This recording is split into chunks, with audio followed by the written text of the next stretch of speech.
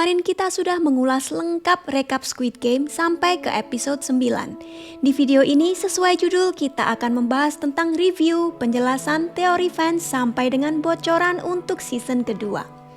Untuk yang belum nonton, drama ini bercerita tentang Song Gi-yoon, seorang ayah yang kurang beruntung yang ingin menyelesaikan hutang besarnya sehingga dia dapat memberikan kehidupan yang lebih baik untuk anaknya.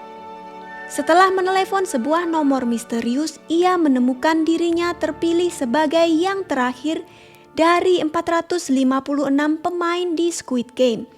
Serangkaian permainan tradisional Korea dengan taruhan nyawa bagi mereka yang ikut. Untuk cerita lengkapnya, silakan dilihat video-video yang sebelumnya. Sejauh ini belum ada pengumuman resmi dari Netflix tentang season kedua. Tapi Netflix bilang kalau drama ini merupakan produksi mereka yang paling populer, bahkan mengalahkan Bridgerton. Jadi pastinya tinggal menunggu waktu saja. Tapi kita harus sabar karena drama ini kompleks sekali. Kemungkinan paling cepat season kedua akan bisa keluar pada akhir tahun 2023. Tentunya kebanyakan pemain adalah wajah baru karena para pemain yang lama sudah mati. Sekarang kita bahas beberapa prediksi untuk season kedua. Kalau menurut saya, petugas polisi Juno sepertinya belum meninggal. Frontman kemarin menembak dia di bagian pundak, jadi ada kemungkinan dia belum mati. Ketika terjatuh, tubuhnya langsung terjun ke dalam laut, bisa jadi dia selamat. Cuma mungkin terluka parah dan butuh waktu untuk menyembuhkan diri. Buktinya setelah 1 tahun ke depan Squid Game masih terus berlanjut, yang berarti bukti-bukti dari Juno kemarin belum sampai ke tangan para polisi. Siapa tahu mungkin nantinya dia akan bekerja sama dengan Gi-yoon untuk membongkar sindikat Squid Game ini, termasuk di dalamnya abangnya sendiri yang merupakan frontman dari permainan ini. Kemudian tentang kakek Ilnam, pemain yang banyak mencuri hati para pemirsa karena kepolosannya. Ternyata dia adalah dalang di balik semua ini. Lalu, kenapa dia ikut main di dalam permainannya? Di episode terakhir, dia bilang sendiri kalau ini merupakan ujian kebaikan bagi manusia. Menurutnya, sudah normal kalau dalam keadaan terdesak, manusia akan menjadi tega terhadap sesamanya. Bahkan Gi-yoon sendiri juga begitu, tega menipu kakek untuk memenangkan permainan kelereng di dalam Squid Game. Padahal dia tahu kakek yang kalah akan ditembak mati. Anyway, karena kakek ini merupakan pemilik dari Squid Game, ya dia tidak jadi ditembak mati. Ada satu teori yang menarik dari fans, seorang TikToker Ruth Bell Pan membuat teori kalau kakek Ilnam ini sebenarnya adalah ayah Gi-yoon. Kok bisa? Buktinya, ketika staf membagikan susu dan roti, Gi-yoon minta susu coklat karena dia memiliki intoleransi laktosa.